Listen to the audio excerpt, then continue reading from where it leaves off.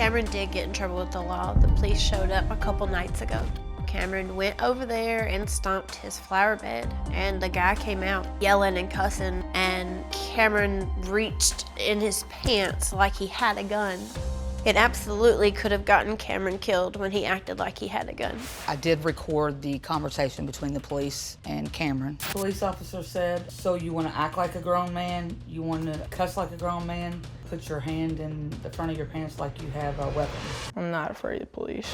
He came out the house charging at me. He then said you were acting like you had a gun. What the Watch their mouth. I thought he was very disrespectful. It does bother me. I would have got arrested if I was 18. The officer told him that he'll be waiting for him to turn 18.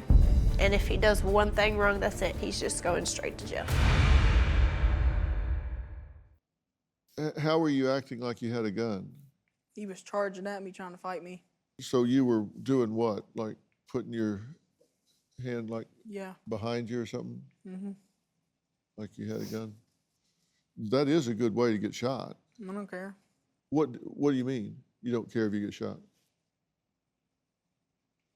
I'm not answering that. I care if you get shot. Okay. Your nana cares if you get shot. Absolutely. I'll break my You have a lot of people that love you. Yeah, you love me, all right. I do love you, Cameron. We wouldn't be here if I didn't. I wrote in to get you help because you're going down the wrong path. I don't want you to go down the wrong path. Just because you want me to be perfect the way you think's perfect doesn't mean... I don't want you to be perfect. I don't expect you to be perfect. Yeah, you do. You want me to be the way you want to be, and that's the only way. That's why you kick me out, because I don't act the way you want to. Do you care what kind of life you have going forward? Forget about them, because you're kind of at a point that the decisions you make really affect you, not them. Do you care what kind of life you have? Yeah, I do. This is my wife, Robin. Say hi to Robin. She's right there. Hi. We've raised two boys, and they're not perfect. They didn't go through without a glitch, but I always wanted them to care about their life, about their future. I want you to care. And when I say that I don't want you smoking marijuana, I don't want you to not do it because I don't want you to not do it. I want you to not do it because you care enough about yourself to not do it to yourself. But what, I don't even know why I'm here. Well, what were you going to ask me? Don't even matter. No, it does matter. If it matters to you, it matters to me.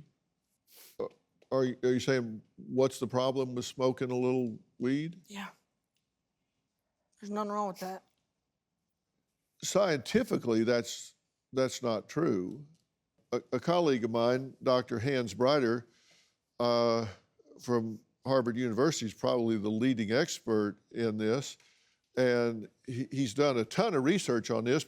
And this isn't opinion, this is actual brain study science, that every time you smoke, you do damage to your brain, significant changes, particularly young brains.